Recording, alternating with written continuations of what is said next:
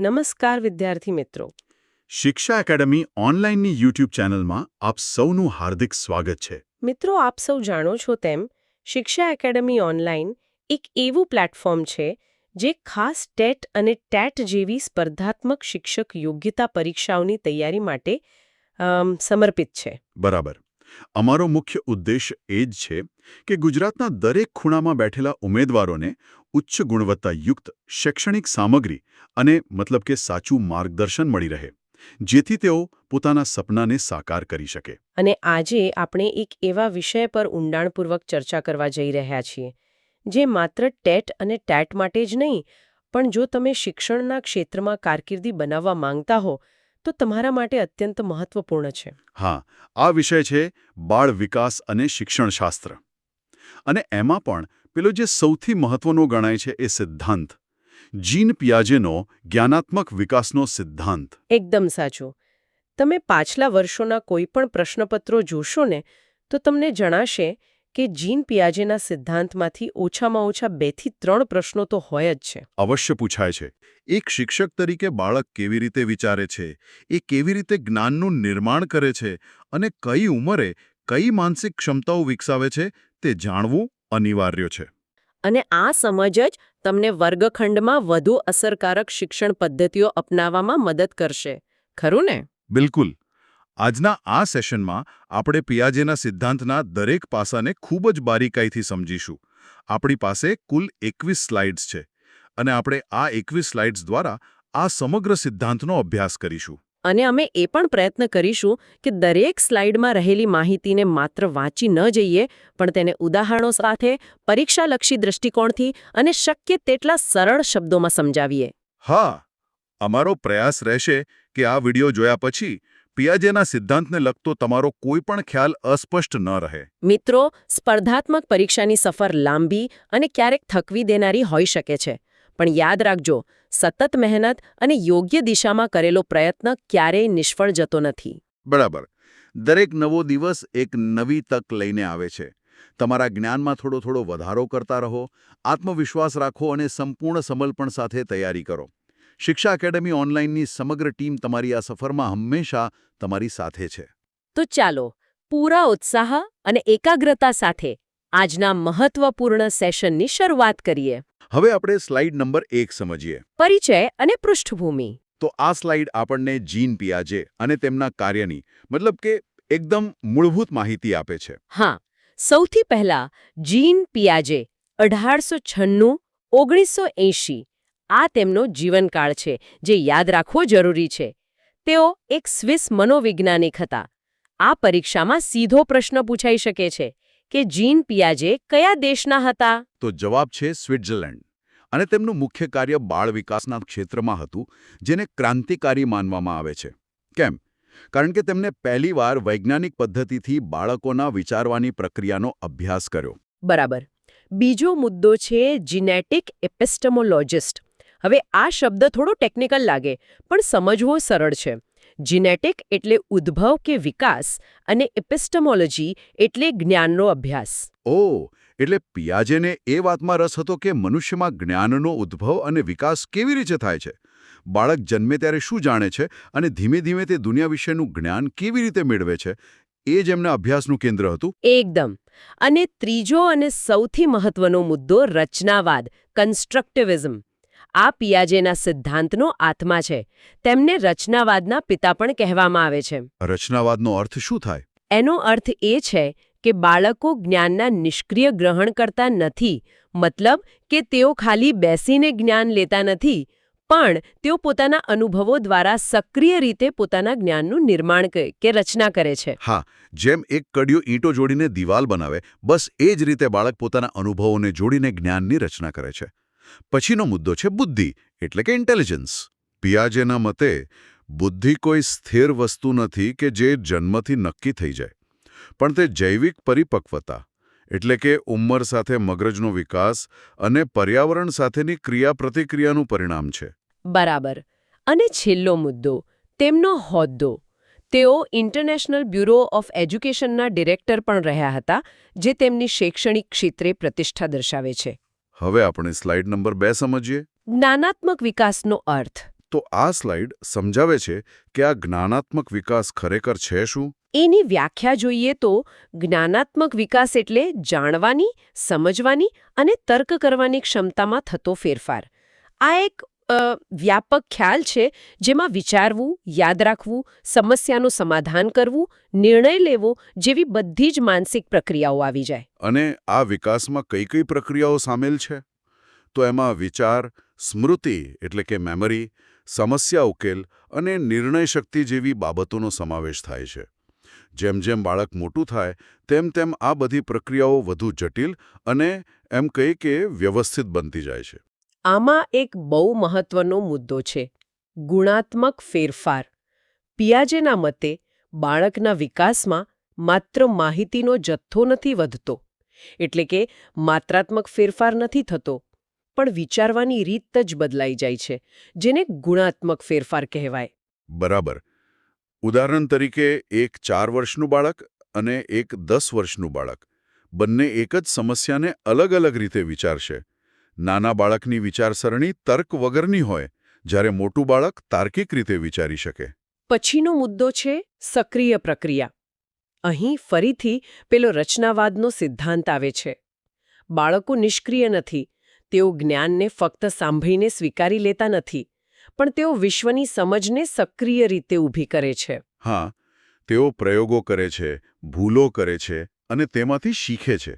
અને છેલ્લો મુદ્દો છે યોજનાબદ્ધ પુનર્ગઠન. આ વિકાસ જૈવિક પરિપક્વતા અને અનુભવ દ્વારા માનસિક પ્રક્રિયાઓનું પુનર્ગઠન છે. એટલે કે નવા અનુભવોને કારણે મગજમાં રહેલી જૂની સમજ બદલાઈ છે અને નવી, વધુ સારી સમજ વિકસે છે. બરાબર છે. હવે આપણે સ્લાઇડ નંબર 3 સમજીએ. મુખ્ય સંકલ્પના 1 સ્કીમા. પિયાજેના સિદ્ધાંતને સમજવા માટે સ્કીમાનો ખ્યાલ સૌથી પાયાનો છે. આ બરાબર સમજવો પડશે. બિલકુલ. તો વ્યાખ્યા શું છે? સ્કીમા એટલે વિશ્વની સમજ અને જ્ઞાનને વ્યવસ્થિત કરવા માટેનું માનસિક માળખું.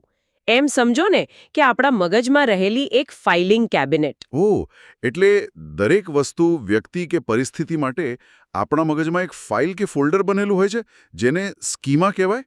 જેમ કે કૂતરો માટે બાળકના મગજમાં એક સ્કીમા હોય: 4 પગ, એક પૂંછડી અને ભસવાનો અવાજ. બરાબર. અને એનું કાર્ય શું? તો સ્કીમાનું મુખ્ય કાર્ય નવી માહિતી કે પરિસ્થિતિનો સામનો કેવી રીતે કરવો તે નક્કી કરવાનું છે. જ્યારે બાળક કોઈ નવી વસ્તુ જુએ છે ત્યારે તે તેને પોતાના હાલના સ્કીમામાં ફિટ કરવાનો પ્રયાસ કરે છે. સ્લાઇડમાં એક સરસ ઉદાહરણ છે: મગજમાં રહેલી ફાઇલો અથવા ઇન્ડેક્સ કાર્ડ્સ. દાખલા તરીકે દૂધ ખરીદવાની સ્કીમા. આપણને ખબર છે કે દૂધ ખરીદવા માટે દુકાને જવું પડે, પૈસા આપવા પડે અને દૂધની થેલી લેવી પડે. આ આખી પ્રક્રિયા આપણી દૂધ ખરીદવાની સ્કીમા છે. અને આ સ્કીમાનો વિકાસ કેવી રીતે થાય? તો એ જન્મજાત ચૂસવાની ક્રિયા જેવી સરળ ક્રિયાઓથી શરૂ થઈને અત્યંત જટિલ માનસિક સ્કીમા સુધી થાય છે. શરૂઆતમાં બાળકની સ્કીમા શારીરિક ક્રિયાઓ પર આધારિત હોય, પણ ધીમે ધીમે તે માનસિક અને અમૂર્ત બનતી જાય છે. આકૃતિમાં પણ બતાવ્યું છે કે સ્કીમા એ જ્ઞાનના બિલ્ડિંગ બ્લોક્સ એટલે કે નિર્માણના એકમો છે. અને આ સ્કીમા એડેપ્ટેશન એટલે કે અનુકૂલન દ્વારા બદલાય છે અને એના કારણે વિકાસના અલગ અલગ તબક્કાઓ આવે છે. એકદમ સાચું. હવે આપણે સ્લાઇડ નંબર 4 સમજીએ. મુખ્ય સંકલ્પના 2 અનુકૂલન એડેપ્ટેશન. અનુકૂલન એ પ્રક્રિયા છે જેના દ્વારા આપણે પર્યાવરણ સાથે તાલમેલ સાધીએ છીએ અને આપણી સ્કીમાને વિકસાવીએ છીએ. એની વ્યાખ્યા છે કે અનુકૂલન એટલે પર્યાવરણ સાથે તાલમેલ સાધવાની પ્રક્રિયા. અને આ પ્રક્રિયાના 2 પેટા પ્રકારો છે જે પરીક્ષા માટે અત્યંત મહત્વપૂર્ણ છે. હા, પહેલું છે આત્મસાતીકરણ, એસિમ્યુલેશન. આત્મસાતીકરણ એટલે નવી માહિતીને વર્તમાન સ્કીમામાં ઉમેરવી અથવા બંદબસ્તી કરવી.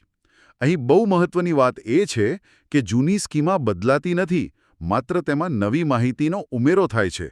સ્લાઇડમાં આપેલું ચિત્ર જુઓ. એક બાળકી બિલાડીને જુએ છે. તેના મગજમાં કૂતરાની સ્કીમા એટલે કે 4 પગ, પૂંછડી એ પહેલેથી જ છે. તે બિલાડીને જોઈને પણ ડોગ કહે છે, કારણ કે તે બિલાડીને પોતાની જૂની કૂતરાની સ્કીમામાં ફિટ કરવાનો પ્રયત્ન કરી રહી છે. આ જ આત્મસાતીકરણ છે. બરાબર. અને બીજો પ્રકાર છે સમાયોજન, એકોમોડેશન. સમાયોજન એટલે નવી માહિતી માટે જૂની સ્કીમા બદલવી કે પછી સાવ નવી બનાવવી. જ્યારે નવી માહિતી જૂની સ્કીમામાં ફિટ ન થાય ત્યારે આપણે આપણી સમજને બદલવી પડે છે. હવે બીજા ચિત્રમાં જુઓ. જ્યારે બાળકીને સમજાવવામાં આવે છે કે આ પ્રાણી મ્યાઉ બોલે છે અને તે કૂતરો નથી પણ બિલાડી છે, ત્યારે તે પોતાના મગજમાં બિલાડી માટે એક નવી સ્કીમા બનાવે છે. તેણે પોતાની જૂની સમજને બદલી. આ સમાયોજન છે. અને પિયાજે માને છે કે આત્મસાતીકરણ અને સમાયોજન આ બંને વચ્ચેનું સંતુલન જ બૌદ્ધિક વિકાસને પ્રેરે છે. સાચું શિક્ષણ ત્યારે જ થાય છે જ્યારે આપણે સમાયોજન કરીએ છીએ. મતલબ કે આપણી જૂની માન્યતાઓને પડકારીને નવી સમજ કેળવીએ છીએ. ખૂબ સરસ સમજાવ્યું. હવે આપણે સ્લાઇડ નંબર 5 સમજીએ. મુખ્ય સંકલ્પના 3 સમતુલા, ઇક્વિલિબ્રેશન. આ ખ્યાલ સમજાવે છે કે શીખવાની પ્રક્રિયા કેવી રીતે આગળ વધે છે. તે એક ચક્ર જેવું છે, ખરું ને? હા, બિલકુલ. શીખવાનું કારણ શું? પિયાજેના મતે તમામ બૌદ્ધિક વિકાસ આ સમતુલા જાળવવા માટે જ થાય છે. આપણું મગજ હંમેશા એક સંતુલિત અવસ્થામાં રહેવા માંગે છે. તો આ ચક્રના તબક્કાઓ કયા છે? પહેલો છે અનુભવ અથવા સમતુલા, ઇક્વિલિબ્રિયમ. શરૂઆતમાં બાળક પોતાની વર્તમાન સ્કીમાથી દુનિયાને સમજી શકે છે. તે માનસિક રીતે સંતુલિત અવસ્થામાં હોય છે. જેમ કે બાળક માને છે કે 4 પગવાળા બધા પ્રાણીઓ કૂતરા છે. થાય છે. એને સમજાય છે કે તેની જૂની સમજ અધૂરી છે. અને આ અસમતુલનને દૂર કરવા માટે બાળક ત્રીજા તબક્કામાં જાય છે, જે છે અનુકૂલન. અહીં તે કાં તો આત્મસાતીકરણ કરશે અથવા સમાયોજન કરશે.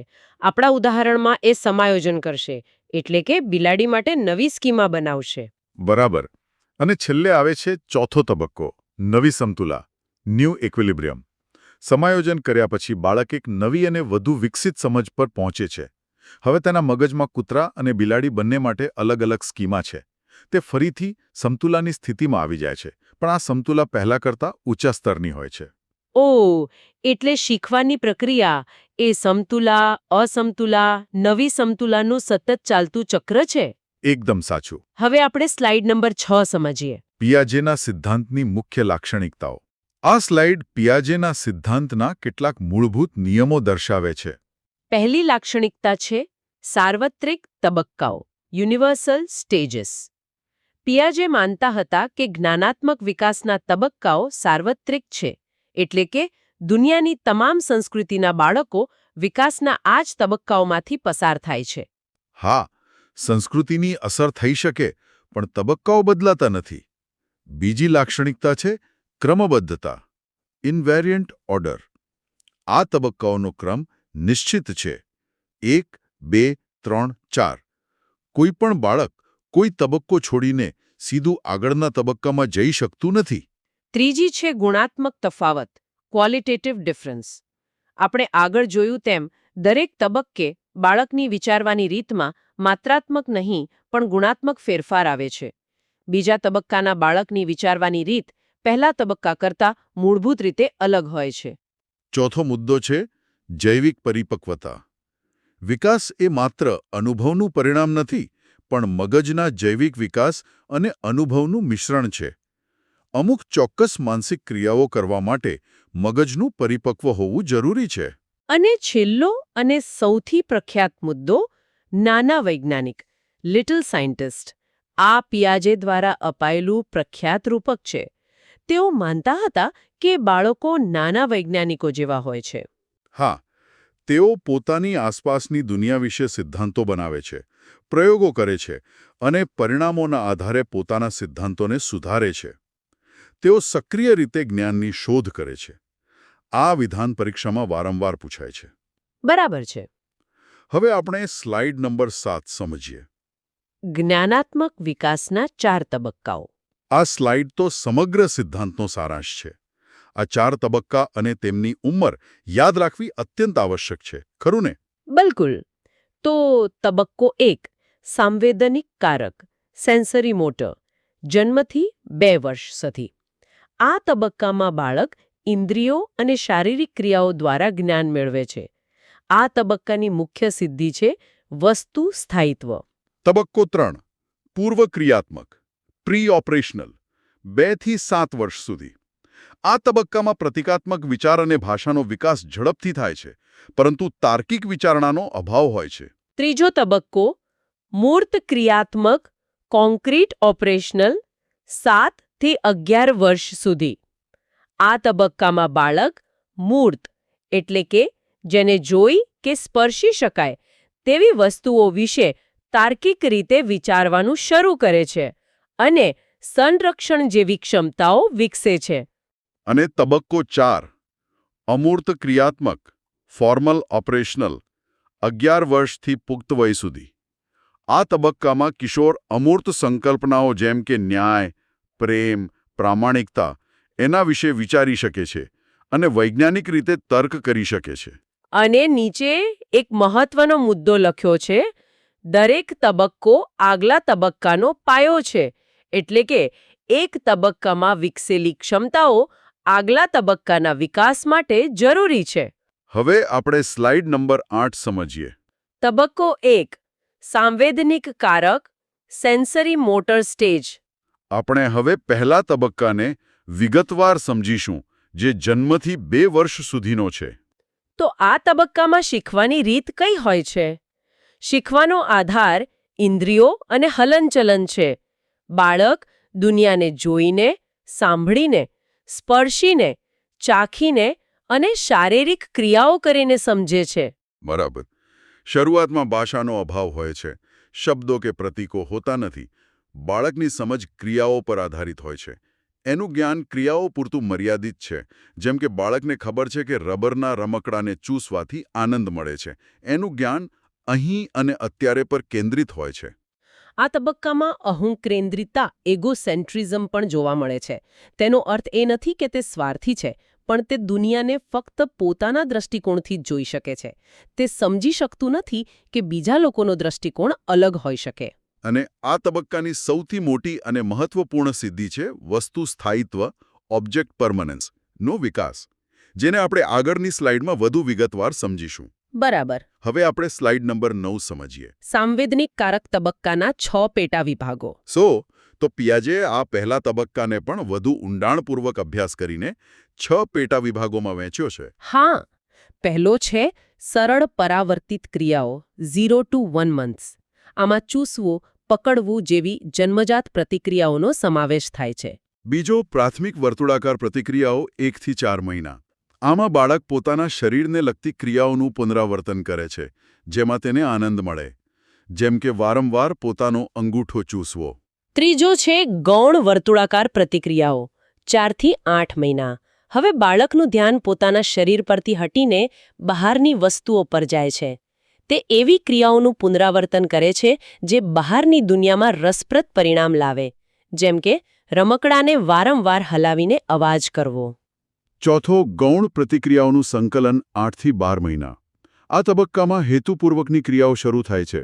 બાળક કોઈ લક્ષ્ય પ્રાપ્ત કરવા માટે 2 અલગ અલગ સ્કીમાને જોડી શકે છે, જેમ કે ઓશિકું હટાવીને તેની નીચે છુપાવેલું રમકડું મેળવવું. પાંચમો છે તૃતીય વર્તુળાકાર પ્રતિક્રિયાઓ 12 થી 18 મહિના. હવે બાળક નાના વૈજ્ઞાનિક જેવું વર્તન શરૂ કરે છે. તે નવા પરિણામો જોવા માટે વસ્તુઓ સાથે અલગ અલગ પ્રયોગો કરે છે, જેમ કે રમકડાને અલગ અલગ ઊંચાઈથી નીચે ફેંકીને જોવું કે શું થાય છે. અને છઠ્ઠો અને છેલ્લો પેટા તબક્કો સ્કીમાનું આંતરિકીકરણ 18 થી 24 મહિના. આમાં માનસિક નિરૂપણ કે વિચારની શરૂઆત થાય છે. બાળક હવે કોઈ ક્રિયા કરતા પહેલા મનમાં તેના વિશે વિચારી શકે છે. બરાબર. હવે સમસ્યાનો ઉકેલ શારીરિક પ્રયોગોને બદલે માનસિક રીતે શોધવાનો પ્રયાસ કરે છે. હવે આપણે સ્લાઇડ નંબર 10 સમજીએ.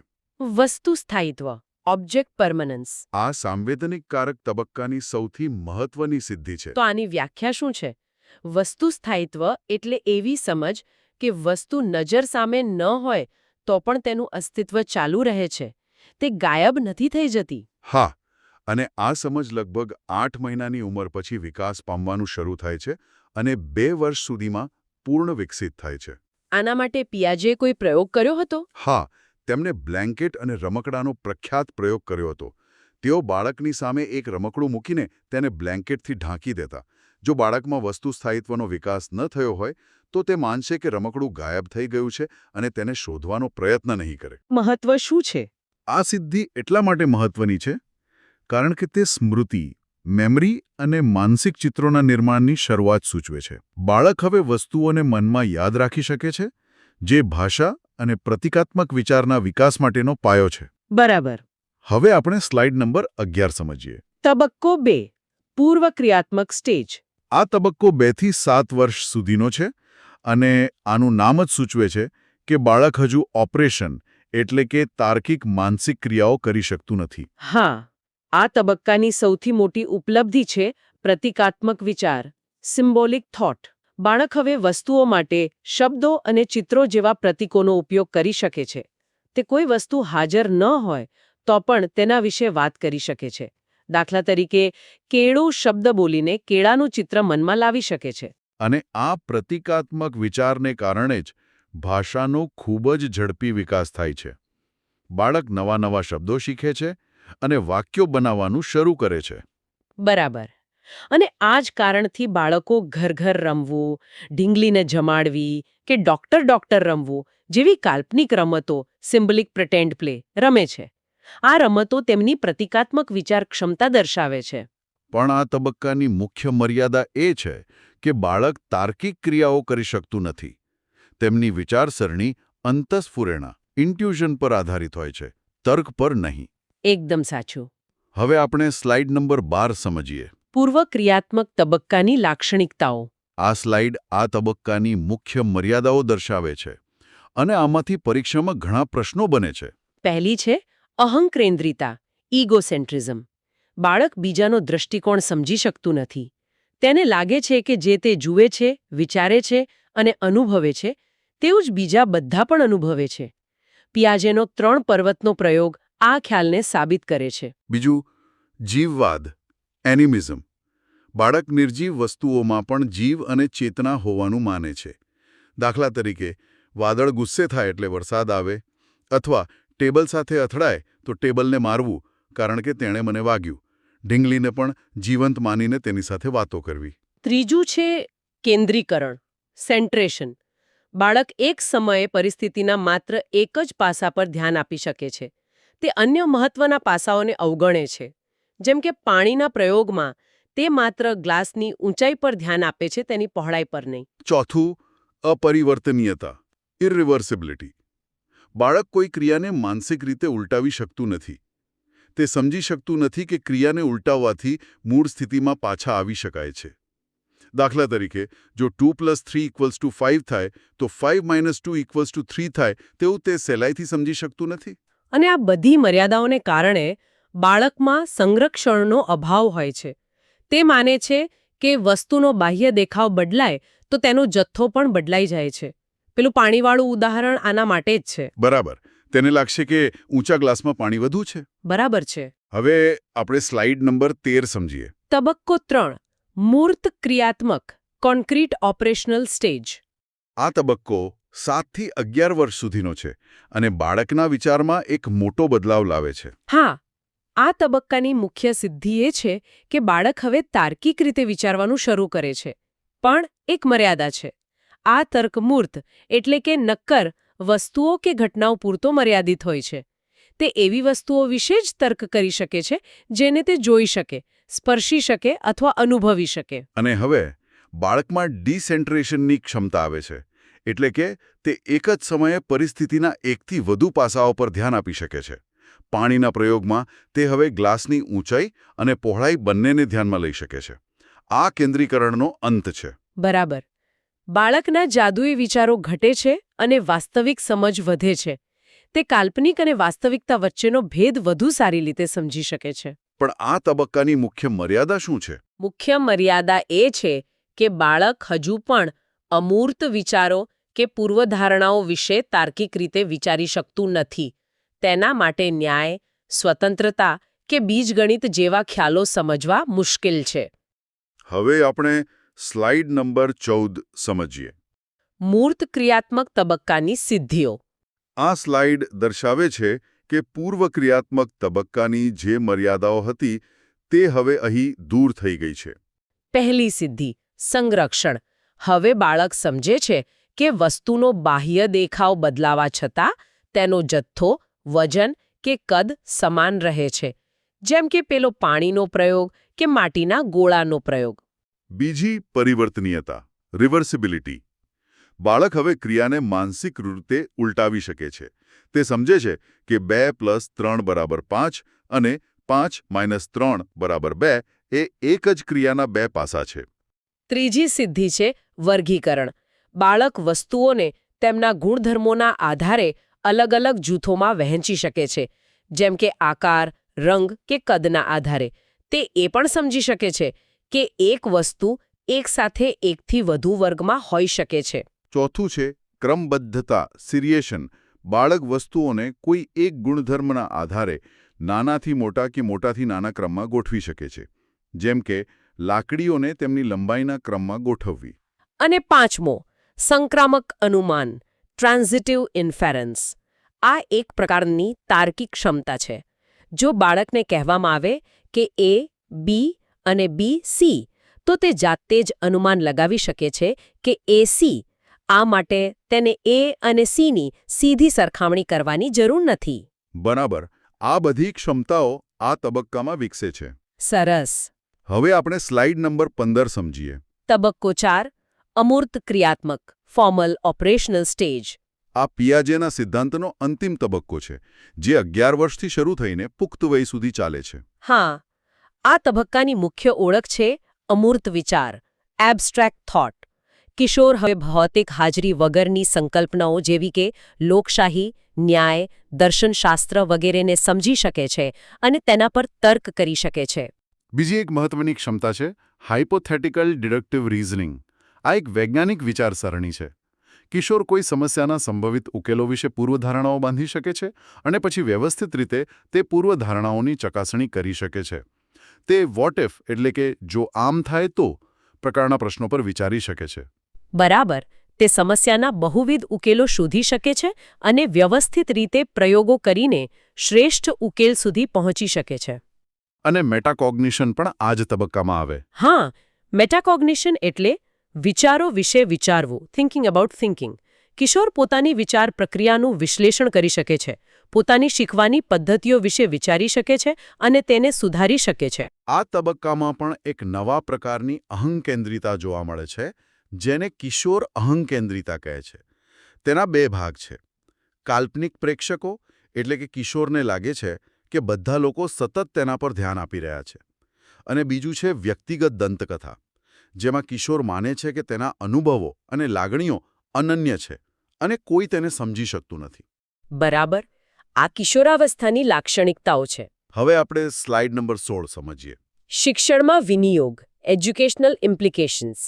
પિયાજેનો સિદ્ધાંત માત્ર મનોવૈજ્ઞાનિક નથી, પણ વર્ગખંડ માટે પણ ખૂબ ઉપયોગી છે. પહેલો મુદ્દો છે બાળ કેન્દ્રી શિક્ષણ. શિક્ષણ બાળકના વિકાસના તબક્કા મુજબ હોવું જોઈએ.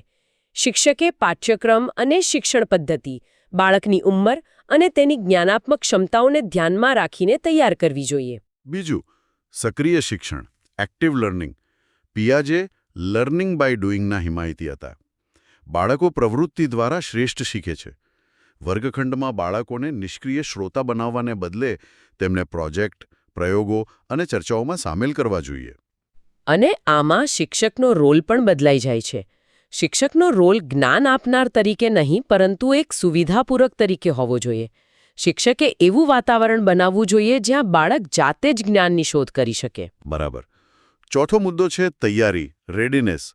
આ ખૂબ મહત્વનો છે. જ્યાં સુધી બાળક કોઈ ખ્યાલ શીખવા માટે માનસિક રીતે તૈયાર ન હોય, ત્યાં સુધી તેને જટિલ વિષયો ન શીખવવા જોઈએ. બાળકની જૈવિક પરિપક્વતાની રાહ જોવી જરૂરી છે. અને છેલ્લે શોધ પદ્ધતિ, ડિસ્કવરી લર્નિંગ. શિક્ષણમાં શોધ પદ્ધતિને પ્રોત્સાહન આપવું જોઈએ. બાળકોને જવાબો આપવાને બદલે તેમને પ્રશ્નો પૂછીને અને સંસાધનો પૂરા પાડીને જાતે જવાબો શોધવા માટે પ્રેરિત કરવા જોઈએ. બરાબર. હવે આપણે સ્લાઇડ નંબર 17 સમજીએ. તુલના. પિયાજે વિરુદ્ધ વિગોત્સ્કી. લેવ વિગોત્સ્કી પણ બાળ વિકાસના એક મહાન સિદ્ધાંતકાર હતા. અને આ બંનેના સિદ્ધાંતો વચ્ચેનો તફાવત પરીક્ષામાં વારંવાર પૂછાય છે. તો પહેલો તફાવત છે કેન્દ્ર, ફોકસનો. પિયાજેનું કેન્દ્ર વ્યક્તિગત અને જ્ઞાનાત્મક વિકાસ પર હતું. તેઓ માનતા હતા કે બાળક એકલું જ જ્ઞાનનું નિર્માણ કરે છે. જ્યારે વિગોત્સ્કીનું કેન્દ્ર સામાજિક અને સાંસ્કૃતિક પરિબળો પર હતું. હા, વિગોત્સ્કી માનતા હતા કે બાળક સમાજ અને સંસ્કૃતિ સાથેની આંતરક્રિયા દ્વારા શીખે છે. બીજો તફાવત છે શીખવા વિશે. પિયાજેના મતે વિકાસ પહેલા થાય છે અને શિક્ષણ પછી, જ્યારે વિગોત્સ્કીના મતે શિક્ષણ વિકાસને પ્રેરે છે. ત્રીજો તફાવત છે ભાષાને લઈને. પિયાજે માનતા હતા કે ભાષા એ વિચારનું પરિણામ છે. પહેલા વિચાર આવે પછી ભાષા વિકસે, જ્યારે વિગોત્સ્કી માનતા હતા કે ભાષા એ વિચારનું સાધન છે. ભાષા અને વિચાર સાથે સાથે વિકસે છે. અને છેલ્લો તફાવત છે શિક્ષકના રોલ વિશે. પિયાજેના મતે શિક્ષક શોધની તક આપે છે, જ્યારે વિગોત્સ્કીના મતે શિક્ષક સ્કેફોલ્ડિંગ, મદદ કે માર્ગદર્શન આપે છે.